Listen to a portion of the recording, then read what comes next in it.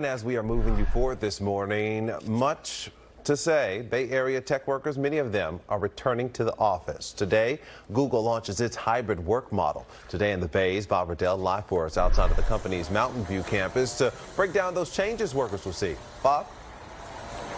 Well, good morning to you, Marcus. Starting today, all Google employees must return to the office 3 days out of the 5-day work week.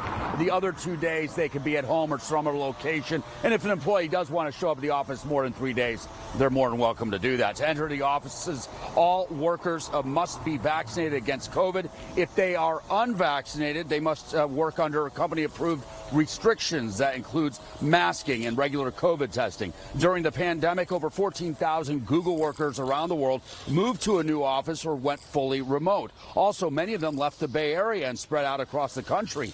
Back in June, Google launched a tool for employees that showed how much less they'd be paid, anywhere from 5 to 25%, if they moved from somewhere like the Bay Area or New York City to a lower cost location. As Ed Zitron, the founder of Easy PR, explains, many employees were unhappy about the changes in pay.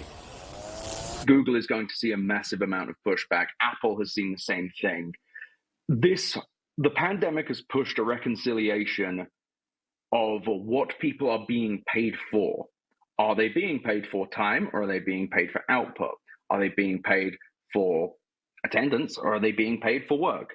And companies are having to reconcile with the fact that, yeah, they've been paying people kind of partly because of where they are, because they had to attract them.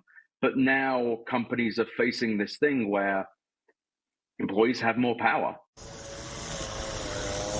More and more workers returning to the office is good news for nearby restaurants. Among them, Cucina Venti in Mountain View. The Mountain manager says they've started booking corporate events and private gatherings. Now with Google and Microsoft nearby, business should pick up even more. It's also worth noting Apple is planning a phased office reopening on April 11th.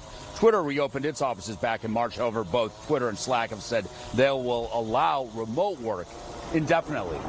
Reporting live here in Mountain View, Bob Redell, today in the Bay.